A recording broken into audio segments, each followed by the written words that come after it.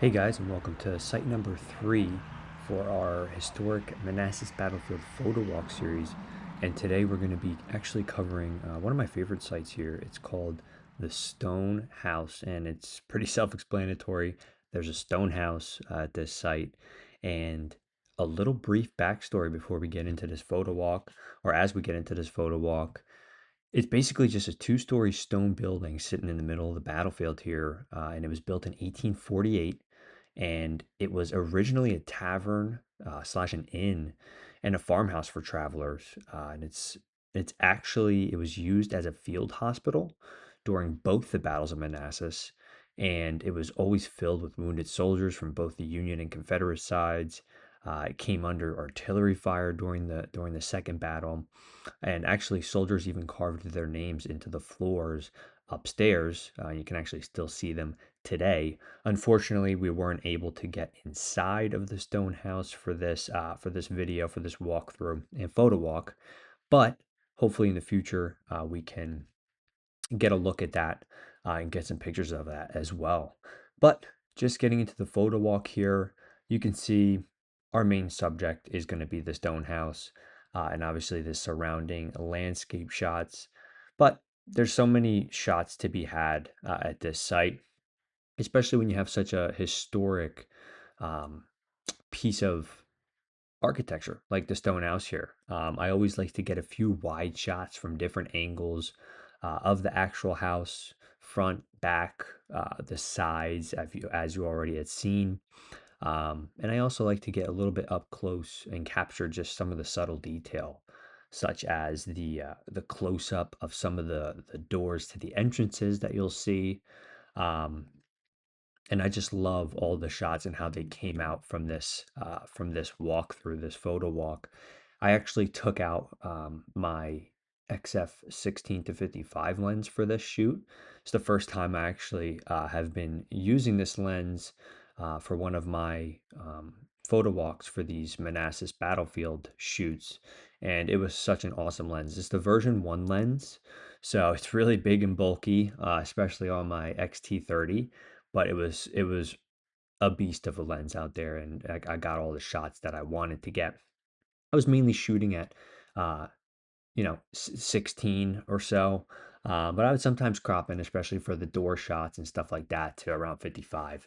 Um, so yeah, you can see here. Here's one of the monuments for the stone house here. Has some brief history on it as well. Um, but yeah, just the weather that we had for this photo walk as well, it really built into the ambiance of a lot of these shots. And when I was editing these shots, I actually really leaned into how the weather was playing into these shots, by doing a lot of color grading. Because I was getting a lot of warm highlights at times, and actually the clouds were giving a really good natural blue to a lot of the shadows. So it really made color grading easily when I was editing these shots.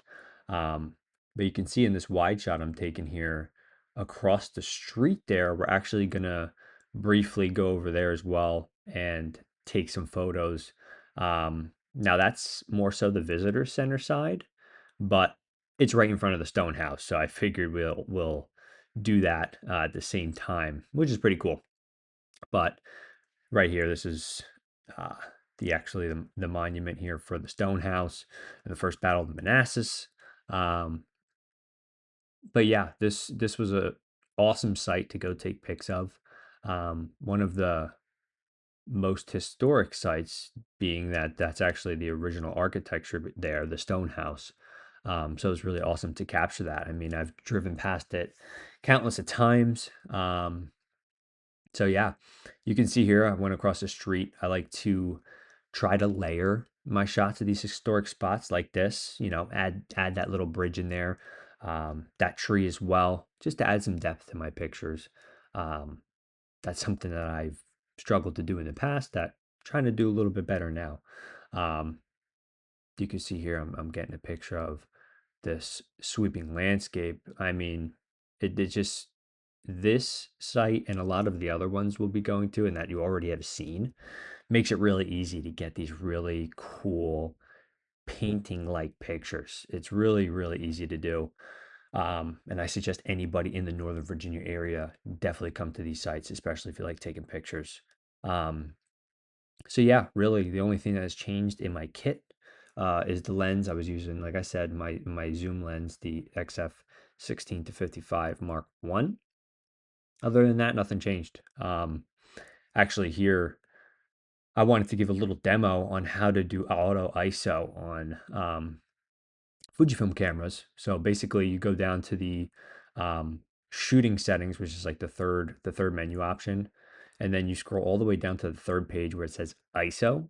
As you can see, I'm doing it here, and then you have like three auto slots. I don't know if it's the same for all the Fuji cameras, but the XT30 Mark III comes with three auto slots, and then you can pick your minimum and maximum ISOs you want, as well as your default shutter speed that you want to set as well.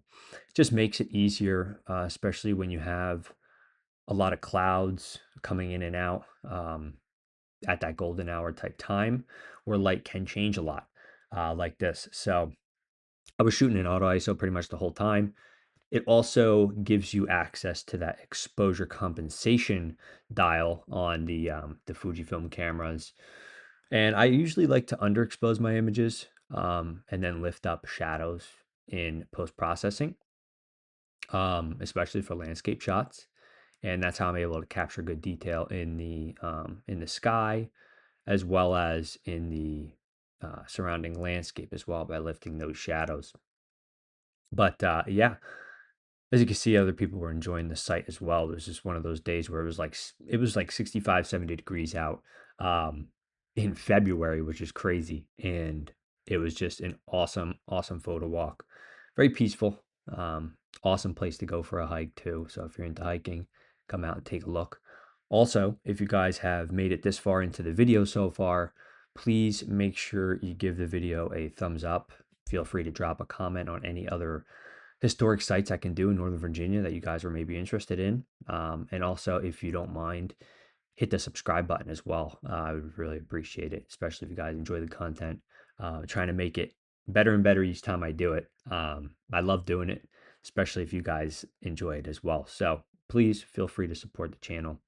You can see here, this is more so the visitors center side, but nonetheless, it's right across the street from Stonehouse. So we're going to take a few shots here of that farmhouse straight out. I don't know the history too well of that. I've taken plenty of pictures of that area, but I'll be honest, I didn't read anything about it. So we'll have to cover that in another area. But you can see this is the trail leading back towards the stone house. You see it on the right. Sorry about the shaky camera there. I sped this up since it was a little bit of a longer walk. But this just leads us right back to cross the street, back over to Stonehouse. And you'll see we're actually going to cover the hills behind Stonehouse.